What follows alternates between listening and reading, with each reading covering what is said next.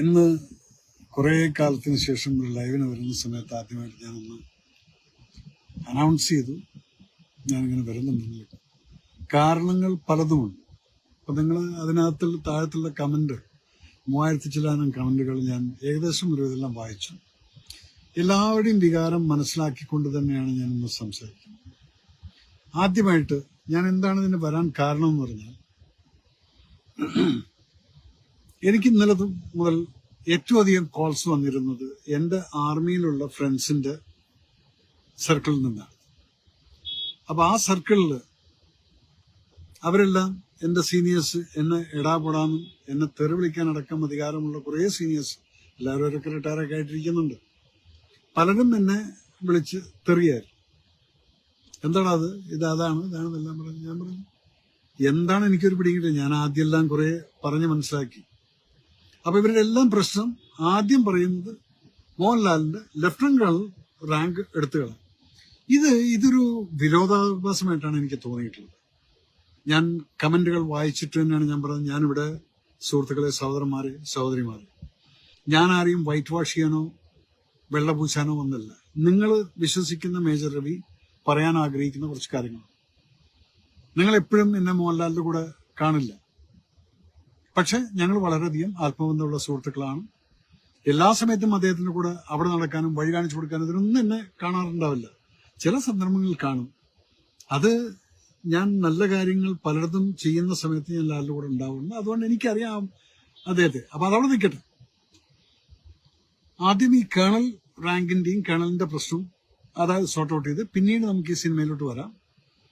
ഇപ്പൊ ഈ സിനിമ എന്നുള്ളതല്ല, ഏത് സിനിമയാണെങ്കിലും എന്താണെങ്കിലും ശരി,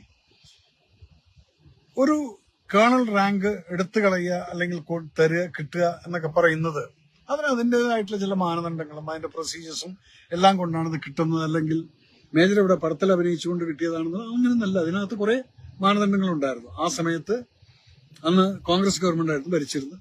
ആ സമയത്ത് നമ്മൾ ചെയ്തിട്ടുള്ള കീർത്തിചക്ര, കുരുക്ഷേത്ര ഇങ്ങനെയുള്ള സിനിമകളെല്ലാം അവിടെ സെൻസറിന് പോകുന്ന സമയത്ത് MODയിൽ ഇങ്ങനെ ആശയം വന്നു, സൗത്തിൽ നിന്ന് ഒരാളിനെ ബ്രാൻഡ് അംബാസിഡർ ആയിട്ട് കിട്ടിക്കഴിഞ്ഞാൽ അതുപോലെ തന്നെ പെട്രിയോട്ടിക് ഫീലിംഗ് ഉള്ള സിനിമകൾ ചെയ്തു എന്നുള്ളതിന് മുകളിൽ അന്ന് നിങ്ങളെല്ലാം ഓർക്കും. And you all will agree that കീർത്തിചക്രക്കകത്തും നമ്മൾ ഒരിക്കലും ഭാരതമാതാക്കി ചെയ്യുന്നുള്ളതൊന്നും വിളിച്ചിട്ടില്ല. പക്ഷെ നിങ്ങൾ ഓരോരുത്തരും, രാജ്യത്തെ സ്നേഹിക്കുന്ന ഓരോരുത്തരും വിളിച്ചു ഭാരതമാതാക്കി ചെയ്യുന്നു.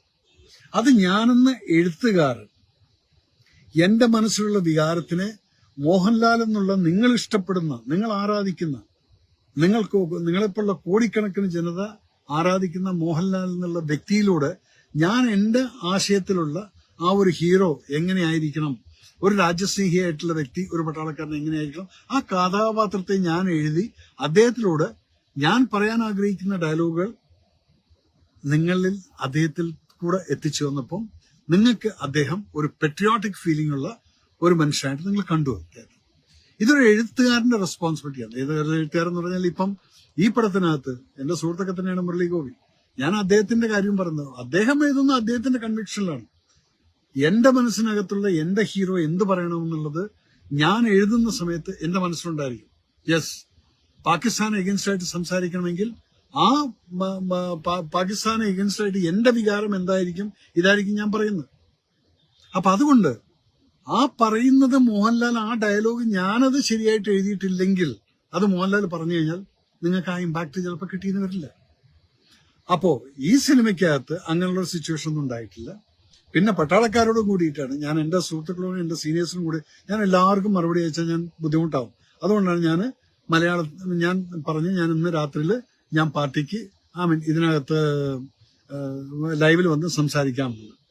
അപ്പോൾ നിങ്ങളുടെ താഴത്തുള്ള കമന്റുകൾ വായിച്ചാൽ ചിലപ്പോൾ എന്റെ കോൺസെൻട്രേഷൻ പോകും. ഞാൻ വണ്ടിക്കകത്ത്, കാരണം പറഞ്ഞ സമയത്ത് ഞാൻ വരാമെന്ന് പറഞ്ഞുകൊണ്ട് ഞാൻ 3 പ്രോഗ്രാംസ് കഴിഞ്ഞിട്ട് വരാൻ ഇതുവരെ ഹോട്ടലിൽ എത്തിയിട്ടില്ല. അപ്പൊ ഞാൻ ആ കൃത്യസമയത്ത് ഞാൻ തുടങ്ങാൻ കാരണം വാക്ക് പാലിക്കാൻ വേണ്ടിയിട്ട്. അതുകൊണ്ട് ചിലപ്പോൾ ചില പോയിന്റ് വിട്ടാലും നിങ്ങൾ ആരെങ്കിലും, അല്ലെങ്കിൽ ഞാനിത് ഫുള്ളായിട്ട് ഞാൻ വായിക്കില്ല. അപ്പൊ ഓണററി റാങ്ക് ആയിട്ടുള്ള ഈ കേണൽ, ലെഫ്റ്റനന്റ് കേണൽ എന്ന് പറയുന്നത്, ഇതെടുത്തുകള എന്ന് പറയുന്നത് നിങ്ങളുടെ ഒരു പ്രത്യേക മാനസിക വിചാരമാണത്. ആ റാങ്ക് എന്ന് പറയുന്നത് വളരെ റെയർ ആയിട്ട് കിട്ടിയിട്ടുള്ള ഒന്നാണ്. അത് സിനിമാ ഫീൽഡിനകത്ത് ആദ്യമായിട്ട് കിട്ടിയിരിക്കുന്ന ഒരു വ്യക്തിയാണ് ശ്രീ മോഹൻലാൽ എന്ന് പറയുന്നത്, നമ്മളൊക്കെ ആരാധിക്കുന്ന ഒരു വ്യക്തി. ഈ സിനിമയിൽ നിങ്ങൾ എന്തെല്ലാം രീതിയിൽ അദ്ദേഹത്തെ കുറിച്ച് പറഞ്ഞിട്ടുണ്ടോ അതിനെല്ലാം ഞാൻ നിങ്ങളുടെ അടുത്ത് ഞാൻ പറയും, നിങ്ങളുടെ വികാരത്തിന് ഞാൻ മാനിക്കുന്നു, അത് അദ്ദേഹവും മാനിക്കുമായിരിക്കും. പക്ഷെ ഈ ലെഫ്റ്റനന്റ് കേണൽ തിങ്ക് എന്ന് പറയുന്നത് ഇതുമായിട്ട് കൂട്ടിക്കലത്തില്ല. കാരണം എന്താ വെച്ചാൽ അദ്ദേഹം പട്ടാള യൂണിഫോം ഇട്ടിട്ട് ഈ സിനിമയ്ക്കകത്ത് ഒരു പെൺകുട്ടിയെ റേപ്പ് ചെയ്യേ അല്ലെങ്കിൽ അനാശാസ്യമായിട്ടുള്ള എന്തെങ്കിലും കാര്യങ്ങൾ ചെയ്തോ എന്നുള്ളത് ഒന്നും ഇല്ല. അപ്പൊ അതുകൊണ്ട് ഇതും യൂണിഫോമുമായിട്ട് നിങ്ങൾ ആദ്യം കൂട്ടിക്കലർത്തുക. അപ്പൊ പട്ടാളത്തിനെ കുറിച്ചുള്ള സംസാരം ഇനിയെങ്കിലും ദയവ് ചെയ്തിട്ട് അത് പറയുന്ന സമയത്ത് നമുക്ക് എന്തോ ഒരു മാതിരി തോന്നുകയാണ് അതും ഇതുമായിട്ട് എന്താ ബന്ധം എന്നുള്ളത്. അപ്പൊ അതുകൊണ്ട് പട്ടാളക്കാരോടും കൂടിയാണ് പറഞ്ഞത്. ഞാൻ പട്ടാളക്കാർക്ക് കുറെ ആൾക്കാർക്ക് ഞാൻ അയച്ചു കൊടുത്ത് അവരെല്ലാം അത് നീ പറയുന്നത് ശരിയാടാ എന്ന് പറഞ്ഞിട്ട് മറുപടി അയച്ചിട്ടുണ്ടായിരുന്നു. രണ്ടാമത്തത് ഇനി വരുന്നത് ഈ സിനിമയിലോട്ട് വരാം. ഈ സിനിമയിലോട്ട് വന്നാൽ കാരണം നമ്മുടെ സിനിമ ഞാൻ ചെയ്ത സിനിമയിലൊക്കെ പെട്രിയോട്ടിസം എന്നുള്ള ഒരു ഫീല് അത് ഞാൻ എഴുതുന്നതാണത്. എന്റെ വികാരമാണ് ഞാൻ എഴുതിയിട്ട് ഒരു കഥയായിട്ട് കൊണ്ടുവരുന്നു, അദ്ദേഹത്തിന് മുന്നിൽ പ്രസന്റ് ചെയ്യുന്നു, അദ്ദേഹം അത് ചെയ്യുന്നു. പിന്നെ ഞാൻ അറിയുന്ന മോഹൻലാലിനെ കുറിച്ച് പറഞ്ഞു കഴിഞ്ഞാൽ ഒരു പ്രാവശ്യം ഇദ്ദേഹം കഥ കേട്ട് കഴിഞ്ഞാൽ പിന്നീട് ഒരിക്കലും 5 സിനിമ ഞാൻ ചെയ്തിട്ടുണ്ട് സുഹൃത്തുക്കളെ.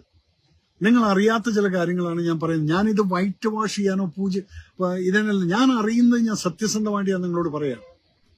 അദ്ദേഹം ഒരു പ്രാവശ്യം കഥ കേട്ട് കഴിഞ്ഞിട്ട് ഓവറോൾ ഓക്കെ ഇതാണ് എന്നുള്ള ഫീല് കിട്ടിക്കഴിഞ്ഞാൽ ഒരിക്കലും അദ്ദേഹം പിന്നെ അതിനകത്ത് ഇന്റർഫിയർ ചെയ്യില്ല. മറ്റുള്ള ആർട്ടിസ്റ്റിന്റെ ഷോട്ട് കുറയ്ക്കാനോ അല്ലെങ്കിൽ ഇതിനോ അല്ലെങ്കിൽ ഈ കഥയിൽ അങ്ങനെ തിരുത്തു വരുത്താനോ ഒന്നും പറയില്ല. കീർത്തിചക്ര തൊട്ടിട്ട് ഞാൻ കഴിഞ്ഞ 71 വരയ്ക്കും ഞാൻ 5 സിനിമ ചെയ്തിട്ടുള്ളത്. കീർത്തിചക്ര പോലും അദ്ദേഹം സിനിമ കണ്ടിട്ടില്ല. I swear. സിനിമ റിലീസാവുന്നതിന് മുന്നേ അദ്ദേഹം ഫുൾ സിനിമ ഞാൻ എന്നെ ഏറ്റവും അധികം വിശ്വസിക്കും. ഞാൻ നിങ്ങളോട് ഞാൻ വിഷമിച്ചിട്ടാണ് നിങ്ങളോട് പറഞ്ഞത്. ഒരു കാര്യം നമ്മൾ ഒരാളെ കുറിച്ച് പറയുന്നതിന് മുന്നേ ആ ആളെ കുറിച്ചിട്ടുള്ള ചില കാര്യങ്ങൾ അറിയണം. ഐ സ്വയർ യു, അദ്ദേഹം കീർത്തിചക്ര ഫുൾ സിനിമ റിലീസിന് മുന്നേ കണ്ടിട്ടില്ല. പിന്നെ അന്നൊക്കെ ഈ പ്രിവ്യൂ ഷോസും ഇതൊന്നും ഇല്ലാത്തത് കൊണ്ടും എന്റെ ദാരിദ്ര്യം കൊണ്ടും ഞാൻ പ്രിവ്യൂ ഷോ ഒന്നും ഇവിടെ വെച്ചിട്ടില്ല. കാരണം എന്റെ ആദ്യത്തെ സിനിമയായിരുന്നു. ചൗധരി സാറും പറഞ്ഞു ഓക്കെ നമ്മുടെ ഉണക്ക് എന്നാ വേണ പണിയുക. അവിടെ ഞങ്ങൾ മദ്രാസിൽ മാത്രം ഒരു പ്രിവ്യൂ ഷോ വെച്ചു. അതിൽ മോഹൻലാലോ അല്ലെങ്കിൽ അദ്ദേഹത്തിന്റെ ഭാര്യ സുച്ചിയോ ആരും വന്നിട്ടില്ല. കുറച്ച് സുഹൃത്തുക്കളും സുരേഷ് ബാലാജി, ലസി, പ്രിയദർശൻ അങ്ങനെയുള്ള കുറച്ച് എന്റെ സുഹൃത്തുക്കൾ മാത്രമാണ് പ്രിവ്യൂ ഷോ കണ്ടിരിക്കുന്നത്. അപ്പൊ അതുകൊണ്ട് മോഹൻലാലിന് ഈ പടം റിലീസിന്റെ മുന്നേ കാണുന്നൊരു സ്വഭാവം ഇല്ല. അദ്ദേഹത്തിന് ഇഷ്ടംപോലെ പണികളുണ്ട്. ഇല്ലാത്ത സമയത്ത് കിട്ടുന്ന സമയത്ത് അദ്ദേഹം കുറച്ച് സമയം ഫാമിലിയായിട്ട് സ്പെൻഡ് ചെയ്യുന്നുണ്ട്. ഈ സിനിമയ്ക്കും അത് തന്നെയാണ് സംഭവിച്ചിരിക്കുന്നത്. നിങ്ങൾ വിചാരിക്കും മോഹൻലാൽ എന്താ പടം കണ്ടിട്ടില്ല എന്നുള്ള കുറെ കമന്റുകൾ ഞാൻ കണ്ടായിരുന്നു. ദയവ് ചെയ്തിട്ട് എന്നെ അത് വിശ്വസിക്കും, ഇദ്ദേഹം പടം കണ്ടിട്ടില്ല.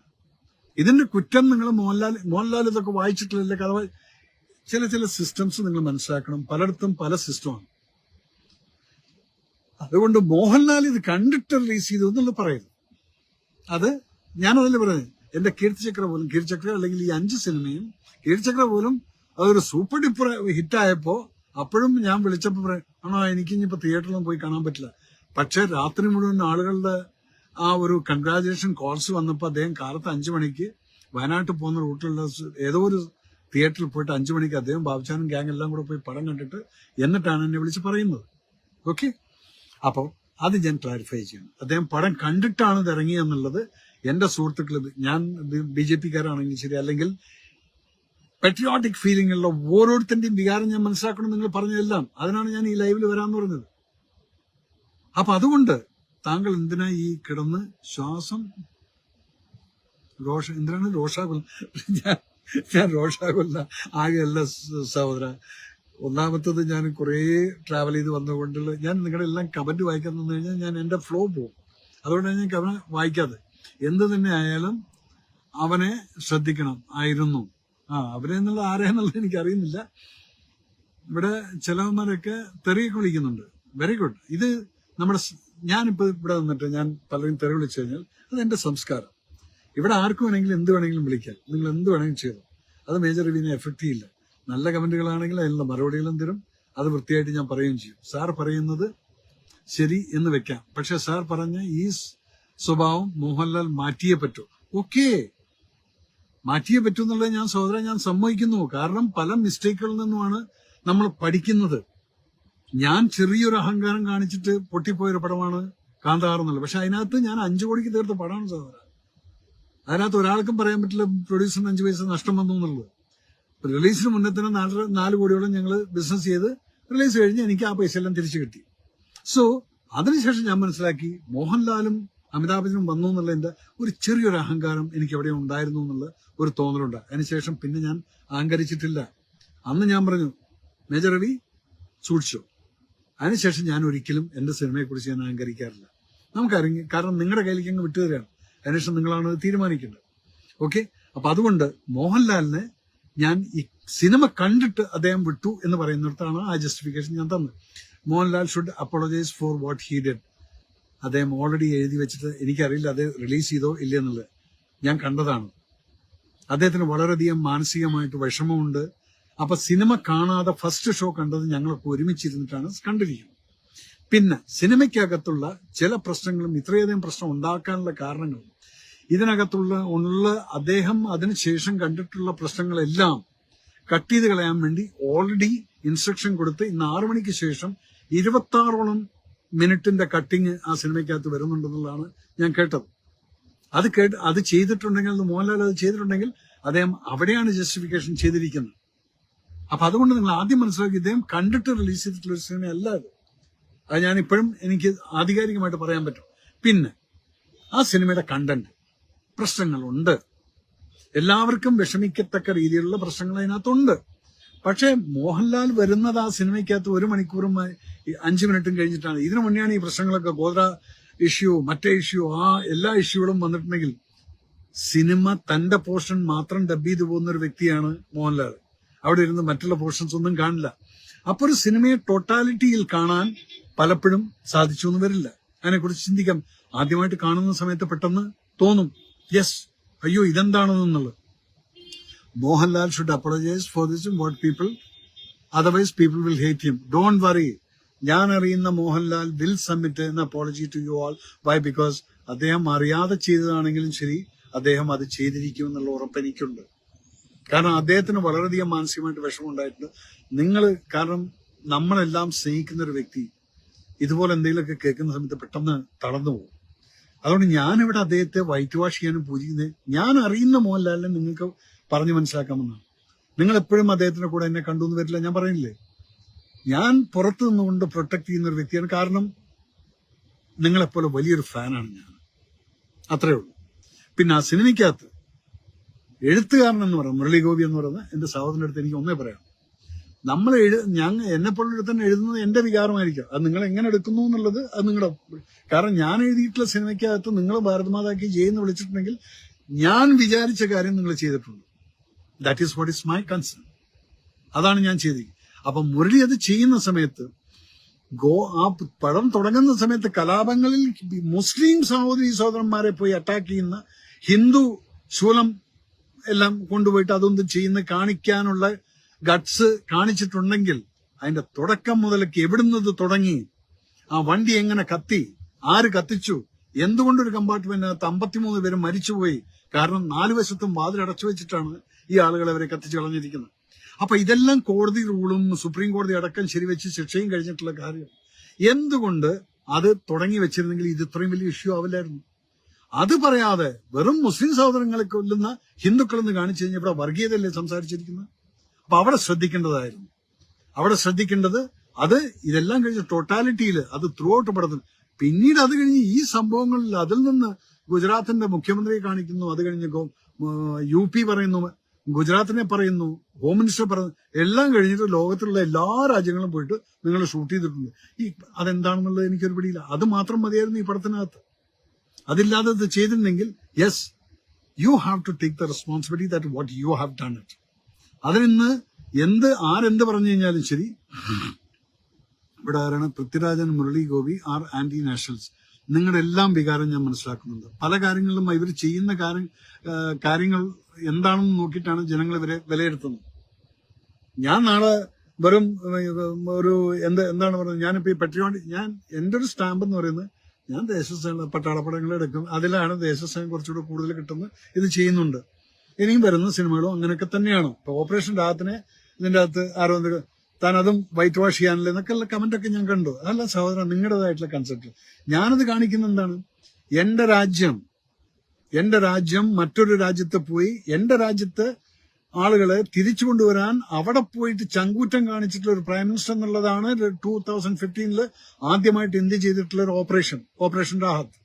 സോ അതിനെ ഞാൻ ഹൈലൈറ്റ് ചെയ്യും. കാരണം ഇതിന് ഏതൊരു ഇന്ത്യക്കാരനും അഭിമാനിക്കാവുന്ന ഒരു സംഭവമാണത്. ഞാൻ കാറിലിരുന്ന് പറയുന്നതുകൊണ്ടാണ്. എന്റെ വികാരം ഞാനത് കാണിക്കും. എന്താണ്? എനിക്കത് I am proud of it. My country has gone in to some other country. എന്നിട്ട് അവിടെ കുരുക്കിൽപ്പെട്ടിരിക്കുന്ന എന്റെ ഇന്ത്യക്കാരെ രക്ഷിക്കൊണ്ടുവന്നുള്ള ഒരു ഓപ്പറേഷൻ, അത് ഓപ്പറേഷൻ രാഹത്ത്. അത് കഴിഞ്ഞാൽ ഓപ്പറേഷൻ ഗംഗ എന്ന് പറയുന്ന യുക്രൈനിൽ നിന്ന് കുട്ടികളെ കൊണ്ടുവന്നിട്ടുള്ളത്. ഇതൊക്കെ എന്റെ രാജ്യത്തിന് എനിക്ക് അഭിമാനിക്കാവുന്ന ഒരു രാജ്യസ്നേഹിയായിട്ടുള്ള എനിക്ക് അഭിമാനിക്കാതെ. പിന്നത്തെ പോയിന്റ് എന്താണ് നിങ്ങൾ പറഞ്ഞിട്ടുള്ളത്? ഇവിടെ BJP-ക്കാർ, ഞാനും BJP-ക്കാരനാണ്, BJP-യുടെ വൈസ് പ്രസിഡന്റാണ് ഇതുവരെയ്ക്ക്. ഇനി അടുത്ത സെഷനിൽ എന്താവുന്നുള്ളത് എനിക്കറിയില്ല, അത് അടുത്ത പ്രസിഡന്റ് തീരുമാനിച്ചിട്ട്. ബട്ട് ഇപ്പോഴത്തേക്ക് കാരണം BJP-ക്കാർ പറഞ്ഞു അതിനകത്ത് സെൻസറിൽ 2 BJP അനുഭാവികളും ഉണ്ടായിരുന്നു എന്നുള്ളത്. സാർ, ഞാനൊരു കാര്യം പറയട്ടെ. നമ്മളൊക്കെ ചെയ്യുന്ന ചില മിസ്റ്റേക്കുകൾ എന്താണെന്ന് പറഞ്ഞു കഴിഞ്ഞാൽ, പലപ്പോഴും നമ്മൾ ഈ അഭ്യുദയകാംക്ഷികൾ, BJP-ക്ക് ഒരു ഉപകാരവുമില്ലാത്ത BJP-ക്കാരാണെന്നും പറഞ്ഞ് നടക്കുന്ന കുറെ ഇത്തിക്കണ്ണികൾ ഈ പാർട്ടിക്ക് ചുറ്റും നടക്കുന്നുണ്ട്. അത് വലിയ വലിയ കൊമ്പത്തിരിക്കുന്നുണ്ട്. ഒരു പാർട്ടിയുടെ ഏതെങ്കിലും ഒരു ഇലക്ഷൻ ക്യാമ്പയിന് യവന്മാരെ കൊണ്ട് 5 പൈസയുടെ ഉപകാരം ഉണ്ടായിട്ടുണ്ടോ? ഇല്ല. അതില്ലാതെ ഈ സെൻസർ ബോർഡിനകത്തിരിക്കുന്ന കുറെ എണ്ണമുണ്ട്. ഇതെല്ലാം ഇവരെയൊക്കെ ആദ്യം ചെകഞ്ഞെടുത്ത് വെളിയിൽ തള്ളണം. കാരണം ആർക്കെങ്കിലും എന്തെങ്കിലും ഒരു ഉപകാരമുള്ള ചില പാർട്ടീസിന്, അതാണായാലും പെണ്ണായാലും, അവിടെ കയറ്റി ഇരുത്തിയിട്ട് തൊള്ളേതൊന്ന് പറയുന്ന അവര് സിനിമ കാണുന്നില്ല. അപ്പൊ അതിലങ്ങനെ ഉള്ള വികാരമുള്ള ഒരു രാജ്യസ്നേഹിയായിട്ട് ഒരു വ്യക്തി അവിടെ ഉണ്ടായിരുന്നെങ്കിൽ എങ്ങനെയെങ്കിലും അത് പടം കണ്ടിട്ട് മനസ്സിലാക്കും, അയ്യോ ഇത് പ്രശ്നമാണെന്നുള്ളത്. എന്റെ അത് മനസ്സിലാക്കാൻ കാരണം എന്താന്ന് വിചാരിച്ചു കഴിഞ്ഞാൽ, അവർക്കത് മനസ്സിലായി ഇത് എന്തോ ഒരു പടം, എന്നിട്ട് അവിടെ കട്ട് ചെയ്ത് ഇവിടെ കട്ട് ചെയ്തു എന്നുള്ളത്. No. So I accuse you also. ഈ സെൻസർ ബോർഡിൽ തെരഞ്ഞെടുത്ത് പറഞ്ഞിരിക്കുന്ന വ്യക്തികൾക്ക് പാർട്ടിയോടുള്ള, അല്ലെങ്കിൽ അങ്ങനെയുള്ള നിങ്ങളുടേതായിട്ടുള്ള, അത് പല പാർട്ടിക്കാരും അവിടെ ഉണ്ട്,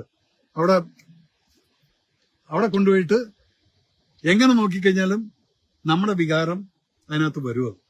അപ്പൊ പാർട്ടിക്കാര് ഒന്ന് മനസ്സിലാക്കണം, ഈ സെൻസർ ബോർഡിൽ പറഞ്ഞേക്കുന്ന ആളുകൾക്ക് നമ്മുടേതായിട്ടുള്ള വികാരം ഉണ്ടെന്നുള്ളത്. പിന്നെന്തായിരുന്നു അതിനകത്ത് പാർട്ടിക്കാർ പറഞ്ഞു ഇതൊരു സിനിമയല്ലേ എന്ന് പറഞ്ഞ് കാണണം എന്നൊക്കെ പറഞ്ഞു. എനിക്ക് സിനിമയല്ലേ എന്നുള്ളത് കാണിക്കാൻ ചിലപ്പോൾ പറ്റിയെന്ന് വരില്ല. കാരണം എന്താണെന്ന് വിചാരിച്ചു കഴിഞ്ഞാൽ, ഒരു സിനിമയ്ക്കകത്ത് എന്റെ പ്രധാനമന്ത്രി അല്ലെങ്കിൽ വേറെ വല്ലവരെയും കൊണ്ടുപോയിട്ട് വൃത്തികേടായിട്ട് എന്തെങ്കിലും കാണിച്ചു കഴിഞ്ഞാൽ സിനിമയല്ലേ എന്ന് പറഞ്ഞിട്ട് കൈ കഴുകാനൊന്നും പറ്റില്ല സാർ. സോറി. അതും എന്റെ പാർട്ടിയിൽ ആരോ പറഞ്ഞായിട്ട് ഞാൻ കേട്ടു, എന്നെ ആരോ വിളിച്ച് പറഞ്ഞിരുന്നു. സോ ഇതെല്ലാം കാണുന്ന സമയത്ത് ഇതൊക്കെ ഒന്ന് ജസ്റ്റിഫൈ ചെയ്യാനാണ് ഞാൻ ഇവിടെ വന്നത്. അതുപോലെ പൃഥ്വിരാജ് എന്നുള്ള ഡയറക്ടറും ഇത് നോക്കേണ്ടതായിരുന്നു. ഇങ്ങനെയുള്ള ഒരു ഇഷ്യൂ വരുന്ന ഒരു ഇതുണ്ടെങ്കിൽ നമ്മുടെ വികാരങ്ങളെ മാറ്റിവെച്ചുകൊണ്ട് ജനങ്ങളുടെ വികാരങ്ങളെ മാനിച്ചുകൊണ്ടായിരിക്കണം ഒരു സിനിമ പുറത്തിറക്കുന്നത്. ഇവിടെ ഒരു കേരള സ്റ്റോറി വന്നപ്പോഴത്തേക്കും ഇവിടെ പലർക്കും കുരുപൊട്ടിയിട്ട് ഒച്ചയും മുടക്കം ഉണ്ടാക്കിയിട്ടുണ്ട്. അതാവാൻ പറ്റില്ല. അത് ഒരു സത്യസന്ധമായിട്ടൊരു കഥയായിരുന്നെങ്കിൽ, ഇതെന്തിനാ ഇങ്ങനൊരു സത്യസന്ധമായി നടന്നൊരു കാര്യത്തിനെ നുണയുടെ ഒരു തുടക്കത്തിൽ തന്നെ നുണയാണ് കാണിച്ചിരിക്കുന്നത്. അപ്പൊ അതുകൊണ്ട് പ്ലീസ്, നിങ്ങൾ വെറും മോഹൻലാലിനെ മാത്രം അക്യൂസ് ചെയ്തിട്ട് അതിൽ പോകുന്നതിന് ഇത് മാത്രമേ മോഹൻലാൽ യെസ്, ഇനി ഇതിൽ ഒരാൾ എഴുതിയിട്ടാണ് ഇനിയെങ്കിലും മോഹൻലാലേട്ടൻ സ്ക്രീൻ ഇതുപോലുള്ള പടങ്ങൾ കണ്ടിട്ട് തന്നെ റിലീസ് ചെയ്യാൻ പാടുള്ളൂ എന്നുള്ളത് ശരിയാണ് മോനെ. ഞാൻ പറയാതെ ലാലേട്ടമ്പതക്ക് ഞാൻ എങ്ങനെയല്ല, ഞാൻ ഇന്നോ നാളെയല്ല 2 ദിവസത്തിനധികം കാണുമ്പോൾ അദ്ദേഹം ചെയ്തിട്ടൊരു മിസ്റ്റേക്ക് ആണെങ്കിൽ അദ്ദേഹം അത് മാറ്റുമത്. പക്ഷെ അതിന് നിങ്ങൾ വെറുതെ യെസ് ഈ റാങ്കിന്റെ മുകളിൽ കയറിയിട്ട് കളിക്കണം. ഇതൊക്കെ ചീപ്പ് ടോക്കാണ്. എന്ത് പറഞ്ഞാലും അദ്ദേഹത്തിന് എന്തെല്ലാം ചെയ്തിട്ടെന്ന് നിങ്ങൾ അറിയോ? ഈ പട്ടാളത്തിന് വേണ്ടിയിട്ട് നമ്മളിപ്പം വയനാട്ടിൽ പോയി എന്തെല്ലാം ഒരു ന്യൂസാണ് നമ്മൾ ഉണ്ടാക്കിയത്. അതിനകത്ത് വയനാട്ടിൽ പോയി അവിടെ വന്നിട്ട് ഇത്രയധികം പൈസ നമ്മൾ ആ പട്ടാളക്കാരുടെ കൂടെ യൂണിഫോം ഇട്ടിട്ട് അവിടെ പോയി കൂടെ നിന്നുകൊണ്ട് അദ്ദേഹത്തിന്റെ കൂടെ അവരുടെ എല്ലാ സ്ഥലങ്ങളും നോക്കി കണ്ട് പട്ടാളത്തിന് വേണ്ടി എല്ലാം ചെയ്തിട്ടുണ്ട്. രാജ്യസ്നേഹപരമായിട്ടുള്ള പടങ്ങൾ ചെയ്തിട്ടുണ്ട്. നിങ്ങൾ അതെല്ലാം മറക്കരുത്. പെട്ടെന്ന് ഒരു ദിവസം കൊണ്ടെങ്കിൽ മറക്കരുത്. മറ്റുള്ളവരെ കുറിച്ച് ഞാൻ ഒരു സപ്പോർട്ടോ അല്ലെങ്കിൽ ഞാനൊന്നും പറയാൻ ബാധ്യസ്ഥനല്ല. കാരണം എനിക്ക് അവരെ അത്ര അധികം അറിയില്ല. ഈ കഥ എഴുതിയിട്ടുള്ള വ്യക്തി എന്തുദ്ദേശത്തിലാണ് ഇങ്ങനൊരു കഥ എഴുതിയിട്ടുള്ളതെന്ന് പറഞ്ഞു കഴിഞ്ഞാൽ ഐ ഡോണ്ട് നോ. പക്ഷെ അതിനെ നിങ്ങൾ എല്ലാവരും കൂടിയിട്ട് ഒരാളുടെ മേലേക്ക് മാത്രം അങ്ങ് ദീപികയുടെ എന്താണ് കാവി ചെട്ടി കണ്ടപ്പോൾ ദേശസ്നേഹം വ്രണപ്പെട്ട ടീംസ് ആണ്. എന്റെ ദൈവമേ, എന്തൊക്കെയോ പലരും പറയുന്നുണ്ട്. എനിവേ, ഇനിയിപ്പോ നിങ്ങളുടെ ഈ കമന്റുകളെ കാണുമ്പോൾ ഇത്രയും പറഞ്ഞ് എന്നെ സഹിച്ച് ഇത്രയും നേരം നിങ്ങൾ ഇരുന്ന് കേട്ടല്ലോ തന്നെ. I am very happy that you people have watch me for this. എനിക്ക് ഈ ജസ്റ്റിഫിക്കേഷൻ ഞാൻ ആരെയും വൈറ്റ് വാഷ് ചെയ്യാൻ വന്നല്ല. തെറ്റ് ചെയ്തിട്ടുള്ളവന് അത് അവർ കറക്ഷൻ ചെയ്തു. പടത്തിനകത്ത് കുറെ കട്ടുകൾ ചെയ്തിട്ടായിരിക്കും 6 മണിക്കുള്ള ശേഷമുള്ള ഷോകൾ വരാന്നുള്ള ഒരു ഗ്യാരണ്ടി എനിക്ക് കിട്ടിയിട്ടുണ്ട്. അത് അങ്ങനെ തന്നെ ആയിരിക്കും. പിന്നെ എന്തെങ്കിലും ഒരു സംഘടനയോ എമ്പുരാന് എന്തൊക്കെയോ പറഞ്ഞു, ഏതെങ്കിലും സംഘടനയോ രാഷ്ട്രീയ പാർട്ടിയോ എമ്പുരാൻ എന്ന സിനിമയുടെ പ്രദർശനം നിർത്തിവെക്കാനോ സിനിമയുടെ ഏതെങ്കിലും ഭാഗങ്ങൾ ഒഴിവാക്കാനോ എന്തൊക്കെയോ. ഈ അവസരത്തിൽ സിനിമയുടെ റിലീസ് തലേന്ന് സംവിധായകന്റെ ഭാര്യ പറഞ്ഞത് സംവിധായകനോടും പറയാനുള്ളൂ, ആളറിഞ്ഞ് കളിക്കരുത്. ഇത് കണ്ടോ, ഇതൊക്കെ ഓരോരുത്തരുടെ വികാരം. നിങ്ങള് അവരങ്ങനെ പറഞ്ഞു എന്ന് പറഞ്ഞു കഴിഞ്ഞാൽ അതുപോലെ ശരിയാണ്. അത് പറയുന്നത് കേൾക്കുമ്പോൾ നമുക്കത് സുഖം ഉണ്ടാവില്ല. അത് ആരാണ് പറഞ്ഞത്? ഗോപിജി ഐ അണ്ടർസ്റ്റാൻഡ് യോ, നിങ്ങളുടെ വികാരം ഞാൻ ഏതായാലും മനസ്സിലാക്കുന്നുണ്ട്. കാര്യം ശരിയാണ്. അങ്ങനെ നമ്മൾ അഹങ്കാരം, ഞാനല്ലേ പറഞ്ഞു, അഹങ്കാരം എന്നുള്ളത് ഈ മനുഷ്യനെ എവിടെ കൊണ്ടെത്തിക്കും എന്നുള്ളത് നമുക്ക് ആർക്കും അറിയില്ല. അപ്പൊ അതുകൊണ്ട് ഈ ഇതുപോലുള്ള സംസാരങ്ങൾ ഇപ്പൊ നിങ്ങളെപ്പോലുള്ള ആളുകൾക്ക് സംസാരിക്കാനുള്ള ഒരു അവസരം തന്നിരിക്കുകയാണ്. അപ്പൊ എനിവേ അത് അവർ കറക്റ്റ് ചെയ്യുമെന്ന് വിശ്വസിക്കുന്നു. കാരണം ഇങ്ങനെയുള്ള ലാംഗ്വേജുകൾ നമുക്ക് പെട്ടെന്ന് ഒരു മനുഷ്യനോട് വെറുപ്പ് തോന്നിക്കും. അത് ആ പറഞ്ഞിട്ടുള്ള ഏത് വ്യക്തിയാണെങ്കിലും ശരി അവർ മനസ്സിലാക്കിയിരിക്കുന്ന അവർക്കും നല്ലതായിരിക്കും. അല്ലെങ്കിൽ ഗോപിജിയെപ്പോലുള്ള ആൾക്കാർ നിങ്ങൾ ഇതുപോലെ പറയുമ്പോൾ അത് അവർ വായിക്കും എവിടെയെങ്കിലുമൊക്കെ, അത് കേൾക്കുമ്പോഴായിരിക്കും അവർ മനസ്സിലാക്കി എന്തിനാ ഞാനിത് പറഞ്ഞത്. കേരള സ്റ്റോറി ആരാണ്? ഷർഫീഖ് കാരേക്കുടി. കേരള സ്റ്റോറി വന്നപ്പോൾ നിങ്ങൾ ഈ വികാരം വ്രണപ്പെടും എന്ന് കരുതി കട്ട് ചെയ്തോ? ആരുടെ വികാരമായിരുന്നു മോനെ? ഉള്ള സത്യമായിരുന്നു അതിനകത്തും വന്നത്.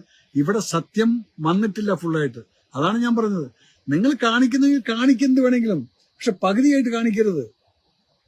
അപ്പൊ ഒരു സമുദായത്തിനെയും നമ്മൾ വ്രണപ്പെടുത്തുന്ന രീതിയിൽ ഞാൻ എന്റെ സിനിമയ്ക്കകത്ത് എന്തെല്ലാം കാണിച്ചു, പക്ഷെ ആരെങ്കിലും ഞാൻ വ്രണപ്പെടുത്തിയിട്ടുണ്ടോ? പെടുത്തില്ല ഞാനത്. കാരണം നിങ്ങളെല്ലാവരും, ഞാൻ ഒരു വർഗീയതയില്ലാത്ത ഒരു യഥാർത്ഥ പച്ചയായ മനുഷ്യൻ, ഒരു പച്ചയായ സോൾജറാണ് ഞാൻ. നിങ്ങൾക്ക് വേണ്ടി ഞാൻ ഏതെങ്കിലും സമയത്ത് നിങ്ങൾക്ക് എന്തെങ്കിലും ഫീൽ ചെയ്തിട്ടുണ്ടോ എന്റെ വായിന്ന് അങ്ങനെ ഒരു വാക്ക് വന്നിട്ടുണ്ടെന്നുള്ളത്? വരില്ല അത്. കാരണം ഞാൻ വളർന്ന ചുറ്റുപാട് അങ്ങനെയാണ്. അതുകൊണ്ടാണ് നിങ്ങൾ പറയുന്ന സമയത്ത് ഞാൻ ആരെയും ജസ്റ്റിഫൈ ചെയ്യില്ല. But wants to join you on video. Preethi Nair, I don't know how to do it Preethi. I am really sorry because I am not a technical savvy. എനിക്ക് ഇത് തന്നെ എന്റെ അഡ്മിൻസ് ഒക്കെ പറഞ്ഞ് മനസ്സിലാക്കി തരുന്നതാണ്. അതുകൊണ്ട് ഐ എം റിയലി സോറി. ഞാൻ നിങ്ങളോട് പറഞ്ഞ വാക്ക് പാലിച്ച് ഞാൻ വന്നു. ഇനി ആർക്കെങ്കിലും എന്തെങ്കിലും മാപ്പ് ലാൽ എന്നൊക്കെ പറഞ്ഞ അനൂപ് ശിവശങ്കർ, മോനെ നമ്മളൊരാളെ നമുക്കിങ്ങനെ ഇരുന്നിട്ട് എങ്ങനെ വേണമെങ്കിലും പറയാം. നമുക്ക് റെസ്പെക്റ്റോടുകൂടി സംസാരിക്കാം. ആ റെസ്പെക്റ്റോടുകൂടി സംസാരിക്കുന്ന സമയത്ത് നമ്മുടെ സംസ്കാരമാണ്. അപ്പൊ അതുകൊണ്ട് മോൻ ഒരിക്കലും നമ്മൾ ഒരാളെ എടാ പോടാ പട്ടി എന്നൊക്കെ വിളിച്ചിട്ടൊന്നും നമ്മൾ വലിയ ആളാവില്ല. നമ്മൾ അത്രയും താന്നു പോവുള്ളൂ. ആണ് മക്കളെ, 67 വയസ്സായിട്ടുള്ളൊരു വ്യക്തിയാണ് ഈ പറയുന്നത്. ജീവിതം കുറെ കണ്ടതാണ്. ഇതുപോലുള്ള വികാരങ്ങൾ കൂടെ ഒക്കെ പോയിട്ടാണ് തല്ലും പിടിയും കുത്തും എല്ലാം കഴിഞ്ഞ് ഇപ്പൊ സാത്വികനായിട്ടിരിക്കുന്ന ഒരു മനുഷ്യനാണ്. അതുകൊണ്ട് നമ്മൾ ഈ വെറുതെ തെറി വിളിച്ചുകൊണ്ട് ഒന്നുമില്ല. ഞാൻ ഷൂട്ടിങ്ങിന്റെ സമയത്ത് ആൾക്കാരൊക്കെ തെറി വിളിക്കുക, അതൊരു ഒരു സ്പിരിറ്റ് ആയിരിക്കും. പക്ഷെ ഇവിടെ അത് പറയുന്ന സമയത്ത് you should be very careful about it. Why? Because നമ്മളെ കുറിച്ച് അത്രയും താന്ന ലെവൽ ആ കമന്റ് പോലും ആരും വായിക്കില്ല. അതുകൊണ്ട് നിങ്ങളോട് എല്ലാവരും ബുദ്ധിമുട്ട് തോന്നി, എന്താണ് ആർക്കാണ് ബുദ്ധിമുട്ട് തോന്നിയത്? തെറ്റിന്റെ സമൂഹത്തിൽ ഒരു മാറ്റം വരുന്നത് വാസ്തവം സിനിമ സമൂഹത്തിൽ വളരെ സ്വാധീനം ചെലുത്തുന്നു. ഒരിക്കലും ശരിയെ തെറ്റായും തെറ്റിനെ ശരിയായും സമൂഹത്തിൽ ഒരു മാറ്റം വരുത്തുന്നു. Shyam Kumar, I agree everything. കാരണം സിനിമ വളരെയധികം ഇൻഫ്ലുവൻസ് ഉണ്ടാക്കുന്നുണ്ടെന്നുള്ളത് കുറച്ചുകൂടി കത്തിച്ചു കൊടുക്കും. മേജറിന് നാട്ടുകാർ കാണട്ടെ നമ്മുടെ സംഘശക്തി. മോനെ, ഇതിനകത്ത് നമ്മൾ ഒരു സംഘത്തെ, ഞാനും സംഖ്യയാണ് സമ്മതിച്ചു, പക്ഷെ ഇതിനകത്ത് എന്താണെന്ന് പറയുക, ഇപ്പൊ ഒരു വികാരം വ്രണപ്പെട്ടിരിക്കുകയാണ്. ആ വികാരത്തിനെയാണ് ഞാൻ പറയുന്നത്. നിങ്ങൾ ആരും ആ വികാരത്തിനെ വ്രണപ്പെടുത്തേണ്ട ആവശ്യമില്ല. ആ ഒരു സിനിമയ്ക്കകത്ത് ചെയ്തിരിക്കുന്ന ആ എഴുത്തുകാരന്റെ പോയിന്റ് ഓഫ് വ്യൂലാണ്. അതിനെ ലാലേട്ടൻ അവിടെ എവിടെയെങ്കിലും ഒരു ഡയലോഗ് നമ്മുടെ മന്ത്രിമാരെ കുറിച്ചോ മിനിസ്റ്ററെ കുറിച്ചോ ഒന്നും പറഞ്ഞിട്ടില്ല. അതവിടെ പടത്തിനകത്ത് ഉണ്ടെന്നുള്ളത് മാത്രമേ ഉള്ളൂ. ആ സീൻസ് എല്ലാം എടുത്ത് കട്ട് ചെയ്യാൻ വേണ്ടി ലാലേട്ടൻ ഇൻസ്ട്രക്ഷൻ കൊടുത്തു കഴിഞ്ഞിരിക്കുന്നു. അതുകൊണ്ട് ഇനിയെങ്കിലും നിങ്ങൾ, ഞാൻ പറയുന്ന വെച്ച് ഞാനല്ലേ പറഞ്ഞു, എന്റെ മരിച്ചുപോയ അമ്മയെ പിടിച്ചിട്ടാണ് ഞാൻ പറഞ്ഞത്. ലാലേട്ടൻ എന്റെ 5 സിനിമകളും റിലീസിന് മുന്നേ കണ്ടിട്ടില്ല. അദ്ദേഹത്തിന്റെ സ്വഭാവം അങ്ങനെയാണ്. അപ്പൊ ഇനി ലാലേട്ടൻ കാണും. കാരണം ഇതൊരു പാഠമായിട്ട് മാറിയിട്ടുണ്ട്. ലാല് കുഞ്ഞല്ലല്ലോ, ഇതൊക്കെ മനസ്സിൽ ആകാതിരിക്കാൻ ചില സമയത്ത് മക്കളെ ജീവിതത്തിൽ പല തിരക്കിന്റെ ഇടയിലും പല കാര്യങ്ങളും നമ്മൾ വിട്ടുപോകും. അപ്പൊ അതുകൊണ്ട് സനൽകുമാർ, പൃഥ്വിരാജ് സുമാരൻ, ഗാസ, ഹമാസ്, ലക്ഷദ്വീപ്, റോഹിംഗ്യൻ, NRC എന്നിവരുടെ കണ്ണടച്ച് പിന്തുണച്ചവൻ. സത്യമാണ്. അതുണ്ടെങ്കിൽ അതുകൊണ്ടല്ലേ പറഞ്ഞു, നിങ്ങളുടെ വികാരത്തിനെ ഞാൻ 100% മാനിച്ചിട്ടാണ് ഞാൻ 6 മണിക്ക് ഇവിടെ ലൈവിൽ വരാന്ന് പറഞ്ഞ്.